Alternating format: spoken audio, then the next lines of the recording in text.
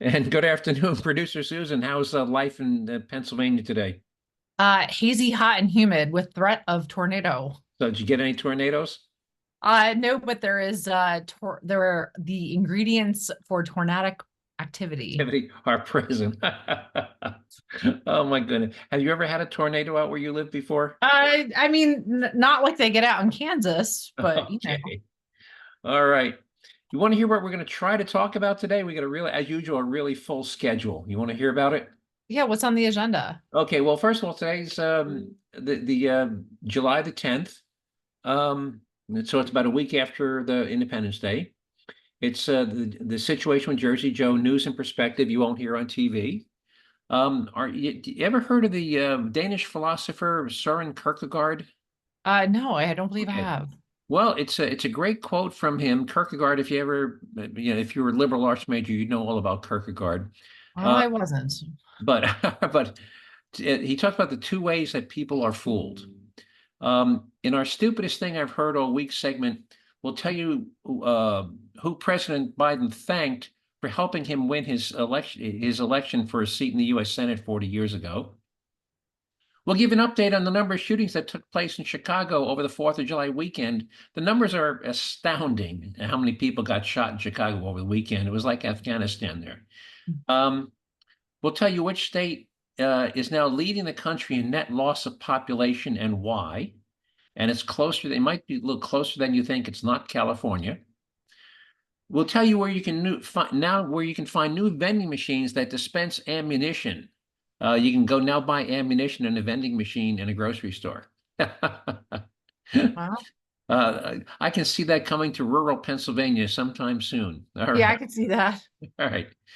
Um, do you use an iPhone? I do. Well, we'll tell you about a new phishing scam that is specifically targeting iPhone users. Have you heard about it? I have. You have. Well, that's good. All right. We'll play a fairly hilarious clip of a woman explaining why she doesn't think men and women are equal and why she doesn't want to be viewed as a man's equal. It's pretty radical. I think she makes some good points, but I think a lot of feminists would be angered by her perspective on the equality of men and women. We'll tell you about a Kentucky man who over the weekend shot 7 people, killing 4, and asked why he wasn't in prison for a felony that he was convicted of just 3 short years ago. Here's a guy convicted of a felony 3 short years ago, walking around with a gun, killing people. So we'll ask, why wasn't this guy still in prison? And particularly when I tell you what his crime, what he was convicted of. And our taxpayer relief shot comes to us from Glendale, California, where the intended victim of an armed robbery sitting in his car shoots and kills the armed thug trying to carjack him and then drives off. They don't know who he was. He just shot the guy and said, bye, see you later, and drove off. It's pretty hilarious. Anyway, um, so here's our quote of the week from Danish, and this one really struck me, Danish writer and philosopher Soren Kierkegaard. And he said, there are two ways to be fooled. One is to believe what isn't true. The other is to refuse to believe what is true. What do you think Yep, about that? absolutely. Yep. And the second one, you can forgive people. Somebody tells you something, you say, "Wow, I didn't know that," and you get sucked in. Mhm. All right, and Yep. a lot of that. You familiar with the term confirmation bias? Yes. Yep. And we've talked about that a few times on the show. Right. Well, if you have confirmation bias, well, Trump is going to do this. Trump is Mhm. planning on doing this. And if you're prone to believe it, you will believe it, even though it isn't true. Mhm. But the other is to go to somebody and say, here's proof that what you just said isn't true. And they refuse to believe it. Yeah. They're in denial. And I see that all the time with people who are so entrenched and embraced. I think it was Mark Twain said, um, something it is far easier to fool someone than to convince them that they've been fooled. Have you ever heard that one? Yes, but you're also prone to arguing with people who ate paste as a child.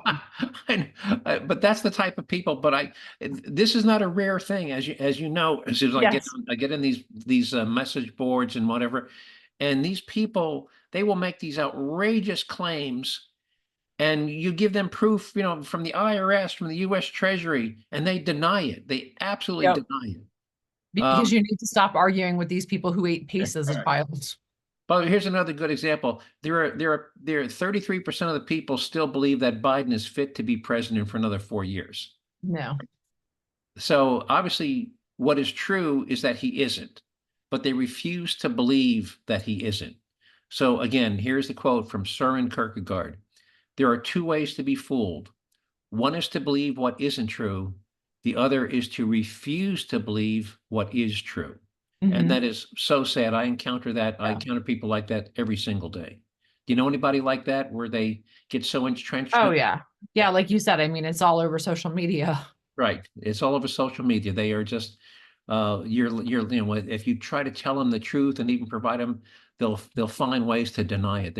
I think, in fact, in this country, I think the fastest growing state in the union right now is denial, because the number of people out there who still believe that Biden is fit to be our president for another 4 years, these people are literally living in the state of denial. All right. I'm going to tell you about the stupidest thing I heard all week, but first I want to tell you about the runner-up. Over the weekend in Washington, D.C., at 1 o'clock in the morning, a 17-year-old thug with a gun walks up and taps on a car window. There's a guy sitting in the car with the car running, the air conditioning on, walks up, taps on the car window, and points the gun and says, get out of the car. And except the car, the guy was sitting, and he was a U.S. Marshal parked outside Supreme Court Justice Sonia Sotomayor's house, and he was part of her protection detail. And there was another guy and another marshal in another car across the street, and they both shot the guy. How stupid is that you try to carjack a car that's got an armed U.S. Marshal sitting in it? And I'm sure the cars were probably very easy to pick out that they were undercover officers, because they're not subtle even when they're undercover. Anyway, so that's our runner-up. That wasn't this, but I just thought I'd throw that in there. By the way, they didn't kill him. The guy, he's expected to recover, but they did shoot him. And we won't even talk about how a 17-year-old kid got a gun in DC, where it is almost impossible to buy a gun. But anyway, so here's the stupidest thing I've heard all week. Last week, when he was in Philadelphia, President Biden thanked voters there for helping him win his seat in the U.S. Senate 40 years ago. Now, the last time I looked, now, by the way, Biden has never been a senator from Pennsylvania. He's only ever been a senator from the state of Delaware. And the last time I looked, you couldn't vote in a Senate election unless the person you were voting for, was running for the Senate seat in your state. So how does that work? I'm sorry?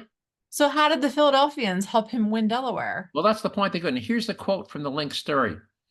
So in other words, they can't, because if you're in Philadelphia and Biden's running for the Senate in Delaware, his name doesn't appear on the ballot when you go to vote in Philadelphia. His name is not on the ballot because he's not running for a Senate seat in Pennsylvania. He's running for a Senate seat in Delaware.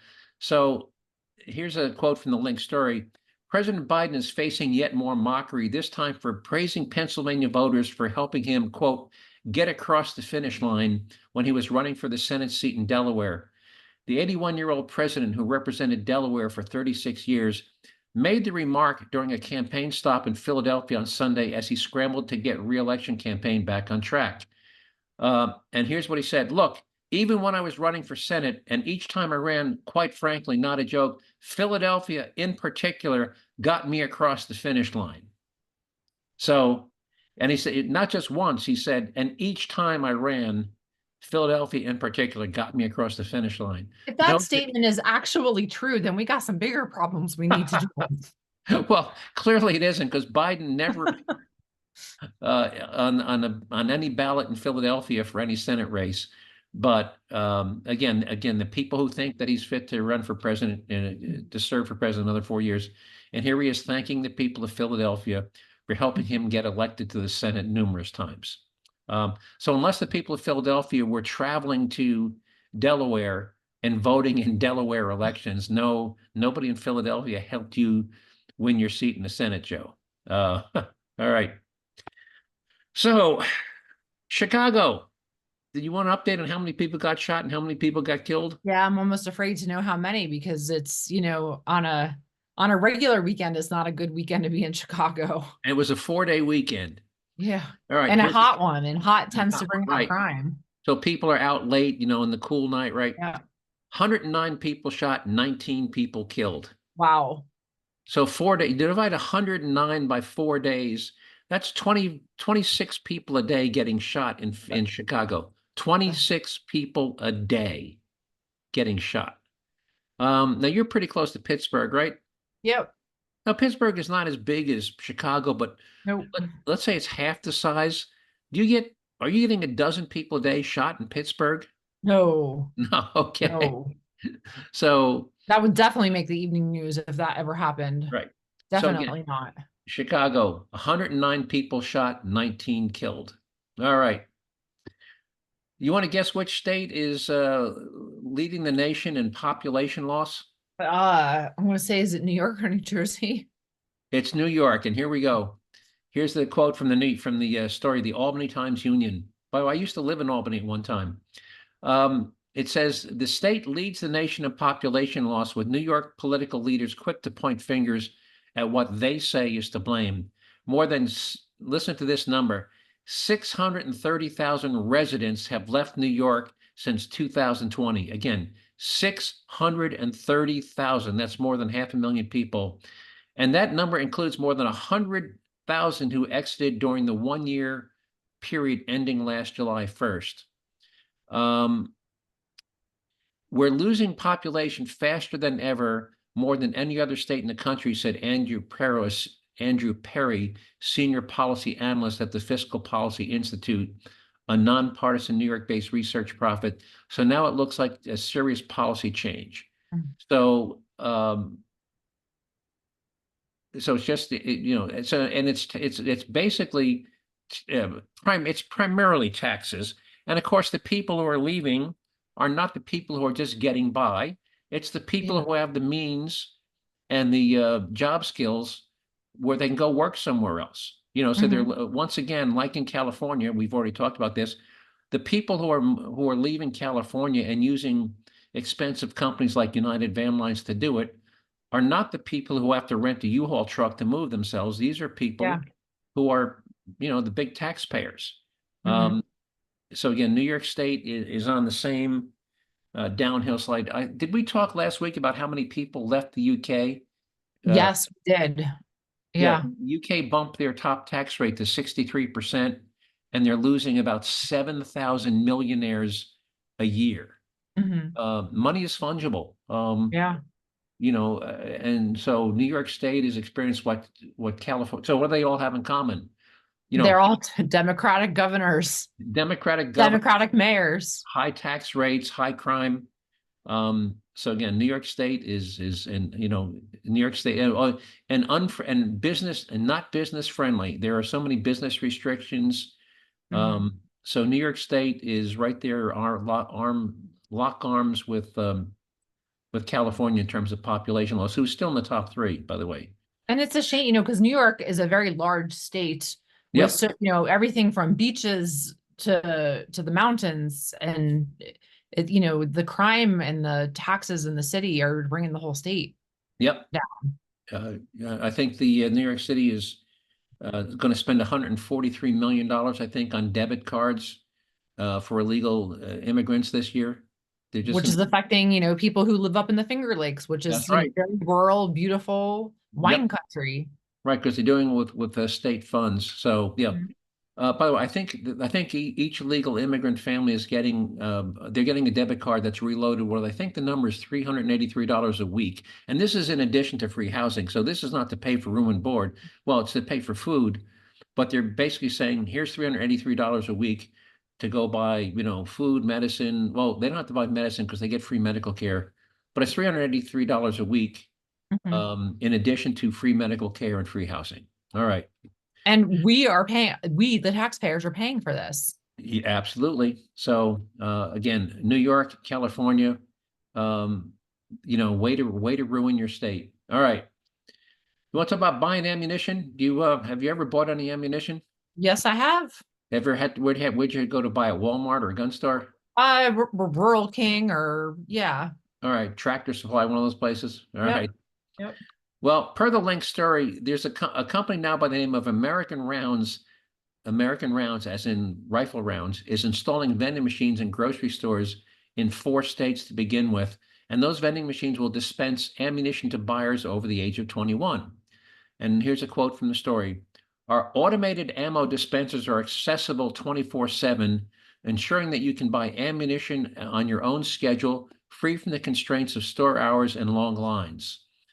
The company says that their vending machines have built-in artificial intelligence technology, card scanning capability, and facial recognition software. The software can verify the buyer's identity and determine the machine matches the identification scanned, according to the American Round spokesman.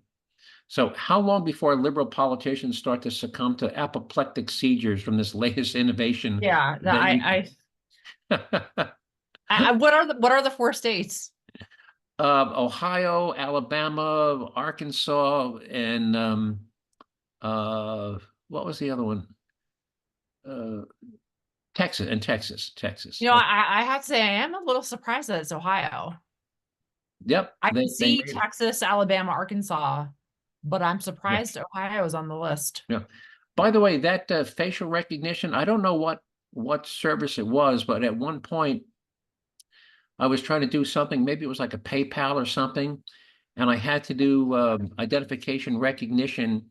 So first I had to scan my driver's license, and then I had to click on a link and activate my camera, and an oval appeared on my screen, and I had to put my face in the oval and then click the enter button, and it compared the picture it took of me to my driver's license. Have you ever done anything like that? And I'm trying to think. I did, but I can't remember why I had to do it though. So, but that technology is already there. Again, they took I scanned my driver's license and sent them that, and then they sent me back this link. They said, okay, click on the link and put your face in the oval. And they compared my face on the camera, my computer camera, to the picture of my driver's license. And I'm trying to remember what it was, but Yeah, I did that about a year or so ago, and I can't remember for what purpose I had to do that. Yep. But I guess they're going to be using this same thing on their ammunition dispensers. You put your driver's license in, they'll look at your the picture on your driver's license, and then a camera will come on the machine, and you'll have to put your face in the oval, and they'll compare the picture that the machine camera is taking of you to the picture on your driver's license. So that's how they're doing it. All right, you want to hear something a little bit humorous? What do you got today for us that'll make us laugh? Well, I don't know if it'll make you laugh, but this is, and as a woman, I'm going to ask you what you think about this. This woman is ranting about why she's opposed to everybody saying, women can do anything that men can do, and blah, blah, blah. So here's this woman going on a rant about she thinks that all these people that think women can do anything men can do, why she thinks that bullshit, and she doesn't want it to be that way. And here we go. Anything a man can do, and I could do it better. I don't want to. And it's not true. Like, have you seen those men on the oil rigs and they got that freaking pipe coming out? They slinging that giant chain. You see these arms? You think I could do that? No. Maybe I'm not fending anybody off unless it's with my Glock. I literally can't. You have to even the playing field with a weapon. Okay. And I know there are some women like, I can do it, but I don't want to. And I don't want to do everything a man can do, because there are things women can do that men can't. You don't see them crying about it. Like, very rarely do you see men saying they want to come and get pregnant. My husband's not coming home and telling me that. God made us different on purpose. And I'm starting to get real irritated that women are like, we can do anything. And now my daughter might be in the selective service. I don't want her to go out on the battlefield. I want masculinity to come back and femininity to come back. I don't want that. We aren't the same, and that's okay. We're different, but equal. So what do you think about that? I mean, she does have a point. We're not the same. Right. And there's yeah, but yeah, we can do anything, but we don't want to. I mean, she does have some valid points. Well, could you, with your bare hands, could you fend off a 250-pound male attacker? Would you Probably not. Okay, that's what she said. I'm not. She said I couldn't do But that. that's, but I also know women who are probably smaller than me who probably could, that they're, trained in self-defense. Right. So Maybe the fact that they could. Yeah, 1/2%. But Yeah. let me play that one more time. Hang on, let me play it one more time. Here we go. Yeah. Well, hang on. And it's not true. Like, have you seen those men on the oil rigs and they got that freaking pipe coming out? They slinging that giant chain. You see these arms? You think I could do that? No. Maybe I'm not fending anybody off unless it's with my Glock. I literally can't. You have to even the playing field with a weapon. Okay. And I know there are some women that I can do it, but I don't want to. And I don't want to do everything a man can do because there are things women can do that men can't. You don't see them crying about it. Like, very rarely do you see men saying they want to come and get pregnant. My husband's not coming home and telling me that. God made us different on purpose. And I'm starting to get real irritated that women are like, we can do anything. And now my daughter might be in the selective service. I don't want her to go out on the battlefield. I want masculinity to come back and femininity to come back. I don't want that. We aren't the same, and that's okay. We're different, but equal. Anyway, so as you can gather, the people have lined up. There are those that are applauding her and those that hate her guts. So she has valid points. I mean, yes, yes. Do we want to? Not necessarily. Yeah. And we are built different for a reason. And again, there are things that we can do that men can't do. Absolutely. By the way, you can pick up a chair. There's something about you can pick up a chair that I can't. Yes. Right. Yeah. And there's also the one, if you kneel on the ground, if you kneel and put your hands behind your back, I can bend down and pick back up, but you can't. Men can't do that. Okay. All right. Well, let's move on to iPhones. And you're an iPhone user, so you've heard I about am this. an iPhone user. And you've heard about the scam, right? Yes. All right. So for those who didn't, if you have an iPhone, there's a brand new scam that's targeting iPhone users and only iPhone users. And here's a quote from the story. It starts as a malicious SMS, which stands for a short message system message. Mm-hmm. Appears to come from Apple and encourages recipients of the message to click on a link in the message and then to sign into their iCloud accounts. For example, a phishing text could say, Apple important request, iCloud, and then it gives you a visit, sign in, authentication, blah, blah, blah, to continue using your services. Recipients are also asked to complete a CAPTCHA challenge, the thing, I am not a robot, in order to appear legitimate. So it's all just window dressing, but they've even included this official thing, are you a robot? Check check the thing that has, chimneys in it, whatever, to appear legitimate before they direct it to a fake iCloud login page. So once you click on the link, you do the CAPTCHA thing, you identify all the pictures with chimneys in them, or traffic lights in them, and then they take you to a fake iCloud login page. If you do that, you've been hacked and you got malware and they've got everything on your phone. So do not go there. All right. I think you and I talked about this earlier in the week, but over the weekend, a 21-year-old guy, convicted felon, there was a birthday party going on at a house and he hadn't been invited to it. This was in Florence, Kentucky. He shows up at this party at 3:00 in the morning. The party was still going on, and he shot 7 people, killing 4. And after being pursued by the police, he shot and killed himself. But here's what irks me. In 2021, he was convicted of raping a 13-year-old girl. In 2021. So why is he out? Why was he out? Why was a guy who was convicted of raping a 13-year-old girl walking around on the streets 3 years later? This gets back to judges and district attorneys.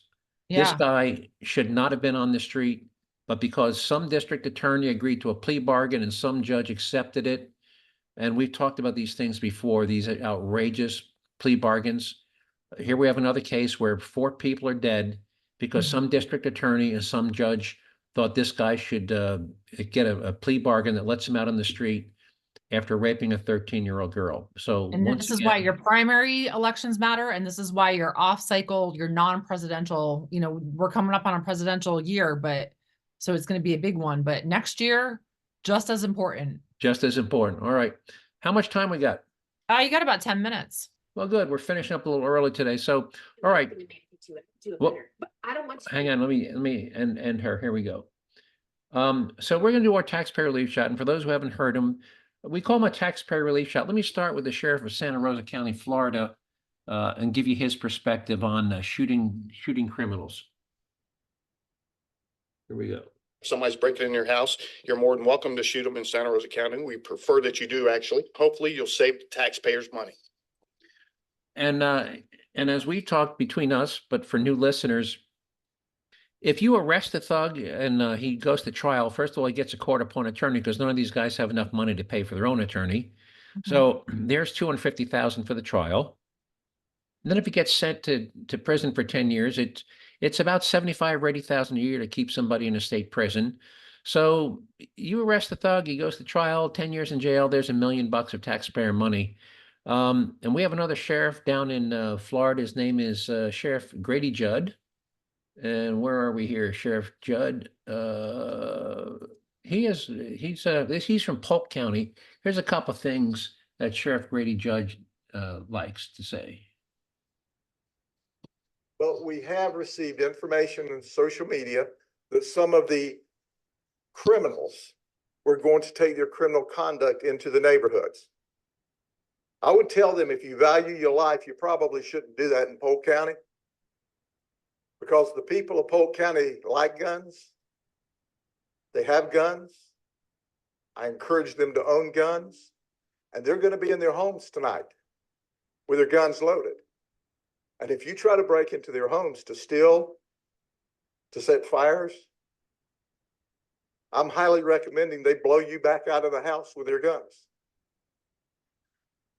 All right, and we have one more from Sheriff Grady Judge. I don't know, is this your favorite? This next one, or was that your favorite? This cheese one? Yeah, the cheese. Here we go. I would highly suggest that if a looter breaks into your home, comes into your home while you're there to steal stuff, that you take your gun and you shoot him. You shoot him so that he looks like grated cheese. So of those three, which one is your favorite? I don't know. I kind of like the blow you back out of their house one myself. So, anyway, by the way, it's interesting that I've never found a sheriff outside of the state of Florida is willing to come on air and say that. Typically sheriffs are elected position. I just wonder if they're all worried about not being politically correct. All right. This one comes to us from Glendale, California, where this guy tries to carjack. The car's got two people sitting in it. Here's what happens. Glendale. Investigation out of Glendale. A man was shot and killed in the middle of the street late last night. NBC4's Anastasia Olmos live right now in Glendale to explain why police are looking for the shooter, who they say, now the shooter is actually the victim here, Anastasia? That's right, Colleen. Police spent all night trying to piece together what took place here. Initially, some people thought that it was an incident of road rage, but now police are saying that the two people that they are looking for are actually the victims of a robbery. And the man who was shot and killed in the street here was the one trying to rob them. Just before 11 Sunday night, families in the quiet neighborhood of Glendale North heard a series of gunshots. I heard 3 loud pops, and I live with my windows open, and it scared the crap out of the cats. Police say several people called 911, more than a dozen neighbors stepping outside to find paramedics performing CPR on a man in the middle of Dryden Street near Brand Boulevard. I saw the EMT do the chest compressions, like furiously, had no idea what was going on, and then a minute later, they're covering him with a sheet. While Glendale police aren't able to tell us who the man is, they say their investigation revealed the man was armed and was attempting to rob 2 people sitting in an SUV when the driver shot and killed him. It is a bit of a bizarre situation. You typically don't see that happening. Police say the shooter and a passenger in the SUV drove off. They're now looking for them, but they say not as suspects facing any murder charges. everything's possible, but at this point, it appears that they are victims. People we spoke with in the community today want to know the full story, but they say if the victims were in fact held at gunpoint, they support fighting back. I would say they have to. I would say they have to. Because crime is getting really crazy everywhere.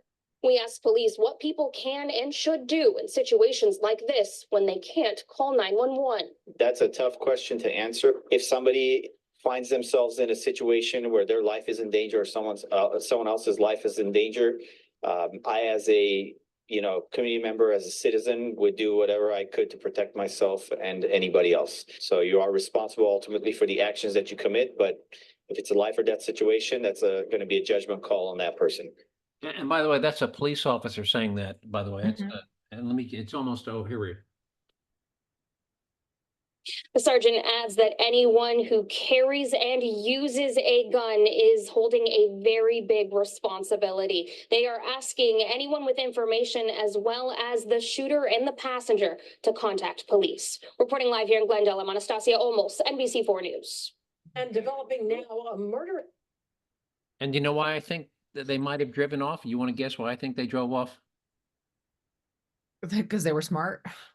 Well, in California, it's very difficult to buy a gun and even harder to get a concealed carry permit. And to have a loaded gun in your car in California, you need a concealed carry permit. Yeah. I suspect that the driver had an unregistered, by the way, in California, you have to register your guns. I suspect that the driver had an unregistered gun and didn't have a concealed carry permit. So even though he wouldn't have been charged with murder, he would have been hit with 2 felonies for having an unregistered gun and not having a concealed carry permit. So I think he thought about that and said, I'm out of here. Again, he didn't commit a crime when he shot the guy, but now he has committed a crime by fleeing the scene. And not having his guns registered. Not having his guns registered and not having a concealed carry permit. So those were 2 serious felonies. So that's my suspicion. What do you think? Yeah, and there was a case, I believe it was in California not too long ago, we talked about on the show about a husband protecting his wife and baby from intruder, and he was arrested for protecting his wife and baby. Yep. Because it was in California. Because he lived in California and didn't have that, right? And he had an unregistered gun. So that's what you get. So by the way, so that's how stupid some of these gun laws are. Anyway, but even the sergeant said, yes, you got to do what you got to do.